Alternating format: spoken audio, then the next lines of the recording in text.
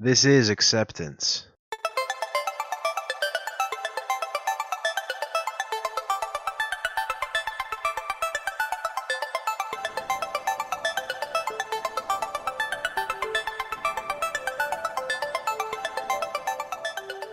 There's an age-old question out there. It's based on this dogs versus cats idea. And it's basically, what kind of pet would you prefer? A dog or a cat? And what does that say about you as a person? See, for me personally, I'd prefer a dog. And now, all you cat people listening to this podcast, don't leave. Stick with me, because this is a podcast on acceptance. I'm going to tell you how I think about acceptance. And now here's the reasoning behind me being a dog person when I'm asked the question why. I say that dogs have an inherent loyalty. Some people may say that it's an unwarranted loyalty, that it makes them gullible or weak in some way, but I think that's what makes them strong. It's their strong suit. That's what makes them dogs, and that's what makes them, to me, man's and my best friend. See, dogs have 110% of themselves on their sleeve. No matter who they interact with, be that another dog or, in our case specifically, a human, a person, they give themselves wholeheartedly to that person. They are the most loyal creatures on the planet. From the moment that they meet, they love you, they accept you, and they care for you. And what more could you want from a friend? They're always there for us. They're there on bad times, and they lay with us on the couch and try to forget. And they're there in the good times, when we want to play fetch, when we're happy, and we play, and we enjoy life. And that's because dogs bring 110% of themselves to the relationship. They can accept you because they've fully accepted who they are. Because that's the only way a relationship can work, whether it's a more intimate one or a more casual one, whether you're husband and wife, or just passing strangers. When something turns from 110% to 50, it becomes a business. It becomes a transaction between two people that can just as easily break. When people bring all of themselves to the table, it's only then that they can fully become one with themselves or with the person that they care for. Dogs can teach us many things, but I think this is the most important thing that they do. They show us how to accept and how to care for people that in our just general lives you wouldn't give a second thought about. And this is not meant to be preachy. This is not meant to be commanding, because I struggle with this too. I struggle with the unseen and with the passerby, because they are not entrenched in your life. They are just as easily seen as they are unseen. And if a transaction like that can be so easily nulled, how can we ever accept? How can we ever find deep within ourselves the strength it takes to find a common ground and to find peace with the other? Acceptance can be defined as an action, as a process of being included within a group, being understood as adequate or suitable to be a part of whatever organization that person is going to be a part of. And that's a definition not of my own, that's from the dictionary. And I struggle with it still, because what is adequacy? Adequacy is a standard. It is a benchmark for going and applying to a school. Do you have adequate grades or SAT scores? It is a benchmark for being in a job. Do you have adequate knowledge of the computer, for example? When we think about acceptance, there is no adequacy. People are people. There is no transaction. So why do we use words like that? Words that create items suitable for transaction, items that breed a 50-50 split between people, between a set of two. Acceptance should be 110% of the person, because when definitions introduce adequacy, they introduce benchmarks, and those benchmarks lead to prejudice. They lead to standardizations. It can be something like an SAT score, but it can be something more. It could be something that is racial or sexual. Identifications of the person that stray away, frankly, from who the person is. Because with this scenario, there is an us and there is a them. And the only reason that exists is because of classification. If the whole person is used in something like acceptance, we will see so many more similarities, so many more things that bind us together than split us apart. It's because we itemize. And that example with the dogs in the beginning shows how a creature on this planet, one we're around so often, we live with them, we play with them, and they can show us solutions to issues that have clouded us and eluded us for hundreds of years. See, I've been doing some thinking, and this podcast, as it's developed, has allowed me to just think and place my words that are in my head, into something that I can share with you right now, the person listening. And I hope that when I do share these things, that they stir thoughts in your mind too. Because communication is the greatest of all human inventions. I can relay messages to you right now, complex feelings and thoughts, and you can understand them. You understand sound waves that are coming out of your radio, out of your phone right now. And with them, you can make your own intelligent judgments. And I hope you do. So please, if you're listening to this on YouTube, comment down below. If you're listening to this on a podcast player, go over to Facebook and comment on the community chat or send me a private message. Let's raise some debates. Let's bring these issues into the real world. Because it's only in the real world, not in some fantasy, maybe not even at the level of our government, that we can change things like this. It's on one-to-one interactions that change can be had. Because everyone has those kinds of interactions every single day. So this is how I think. And as I've said, I've been thinking a lot about this. This is how I think interactions should be had. Let's see if we can find some sort of solution to this 50-50 transaction, this easily disposable idea of acceptance that crowd our books and our dictionaries and our common talk. Because you even look to something like the Golden Rule, which says, do unto others as you do to yourself. And even that is a transaction. And even if you flip it around to say, treat others as they would like to be treated, there's another transaction to be had there, because there are qualifications and specifications, identifications of action that should be had. It's a service. It's a service that we can quantify. We can give supply and we can give demand. And if we can so much as create a science behind acceptance, we've introduced a rigidity that just doesn't seem right in my head. Does it seem right to you? I don't know. See, the way I think about it is, and reflecting on the dog example earlier about the 110% given off from one person to the other, I thought about it this way. And I can use an example because as I was sitting in my biochemistry class and my professor was explaining his grading scale, I was just kind of struck because I was thinking about this topic, this idea of acceptance. So what he said is that in, say, a 100-point exam, you have a 15-point question. And he said that everybody starts off the exam with 100 points, 100%. And everybody starts off each question with 15 points, or 15%, or, again, 100% in that question. And he said that you can only lose points from there by making mistakes in whatever calculation or drawing that has to be placed within the question. And then I kept thinking about that fact as he continued with the lecture about retaining 100%. And then I thought back to high school and to middle school when the teachers would say, when you started off the semester, well, you all have an A right now, you can only lose it. And then I thought, what if that's the secret? What if instead of giving 50%, we give 100% to every interaction that we have, to every person that we meet? And then we only let them lose points because we've given them ourselves, just as my professor gives me an exam. And those people that you're interacting with have either succeeded in accepting you or they've failed in some way. They've either gained all their 15 points in that question or they've gotten a 0.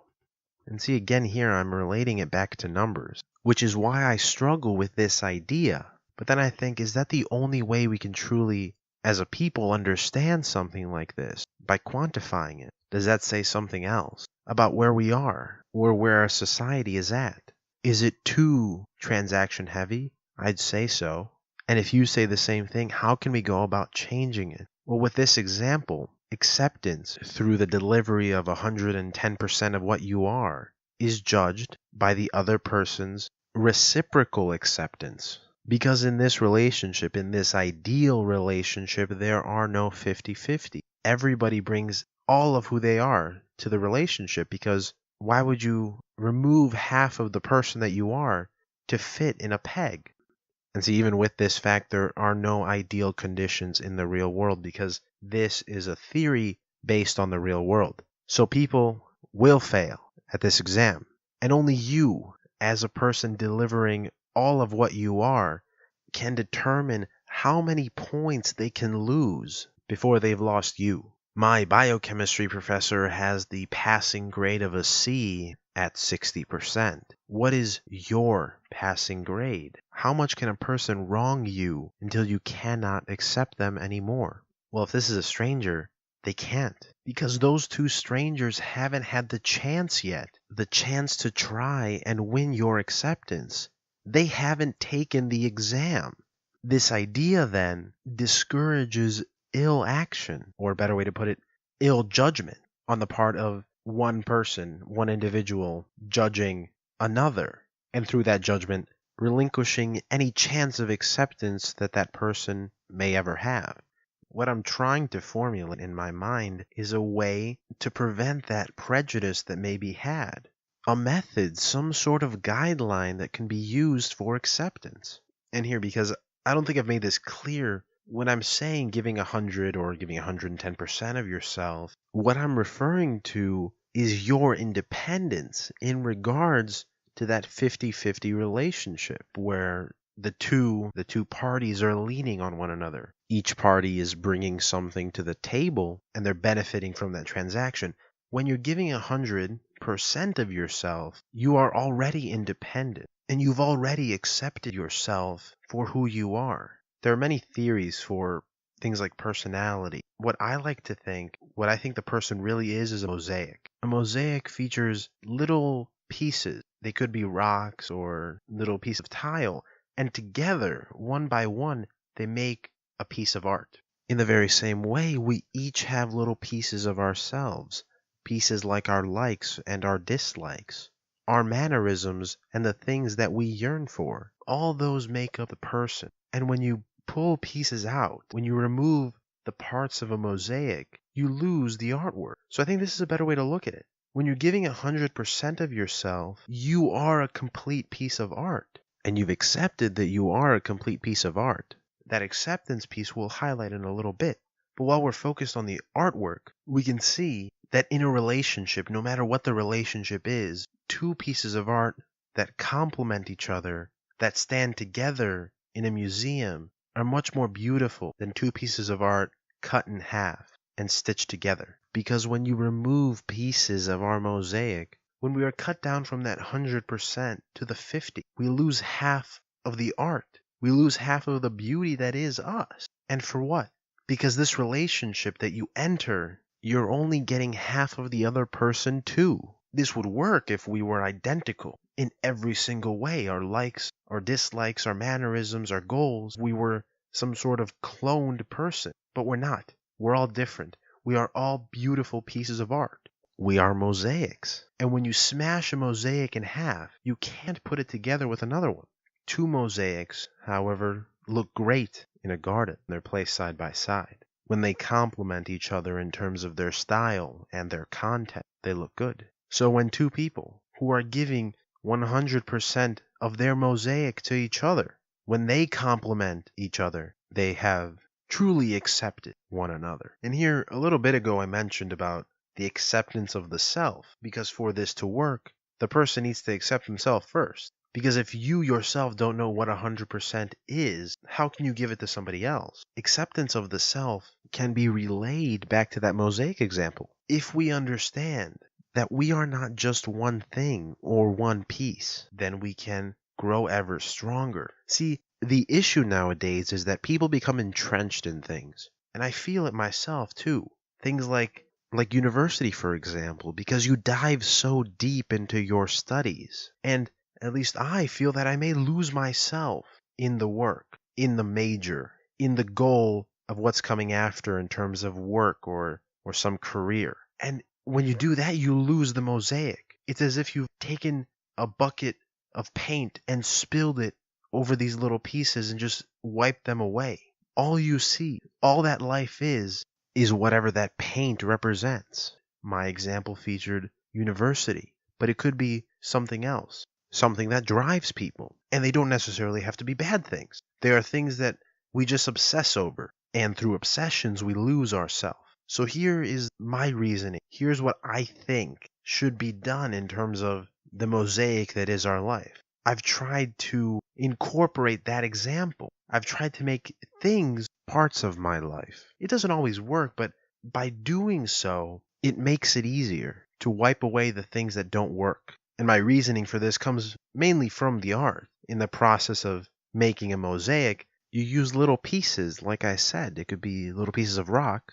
And if a rock just doesn't fit, it doesn't match in color, it doesn't match in shape or style, you should remove it. Because you know, as the artist, what the work should look like. When you are designing yourself, only you know what the work should look like. As you grow, of course, you are learning what you are. You are adding lines to your picture.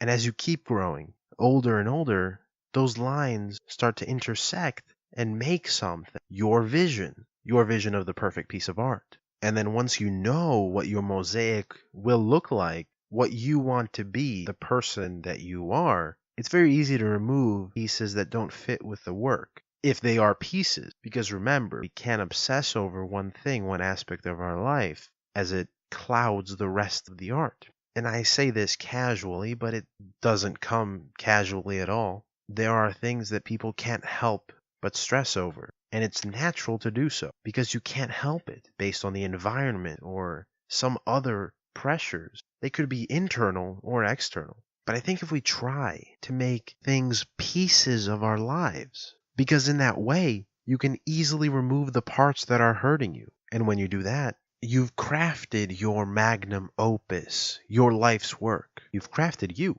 And more importantly, you've accepted yourself. And from here, only from here, can we deliver on that promise of the full self being translated to another person. There exist two fronts, the personal and the relational.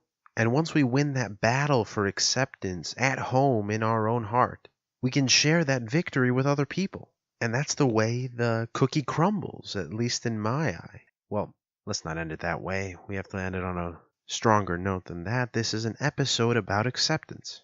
So I'm going to tell you a story. It's a very short story, and I'm not actually sure where I heard it. This is not from mine own mind. It's a story that circles back to our introduction that featured dogs as an example of how we can act towards acceptance. Because if you choose any animal to model behavior, picking dogs is a pretty good bet. So here's this story as I remember. It may not be exactly how I even heard it, but this is just how it's implanted itself in my mind. And here's a story. There's a kid in this story, and I'm not sure if his dog has passed or what happened, but the kid asks his father, why don't dogs live as long as humans? And the father grabs his son close, and he tells him, son, we're placed on this earth to learn how to love. That's the reason that God put us here. And son, dogs already know how to do that, so they don't have to be here very long. And they can return to him in the world above. He said to his son, we humans take more time to accept ourselves.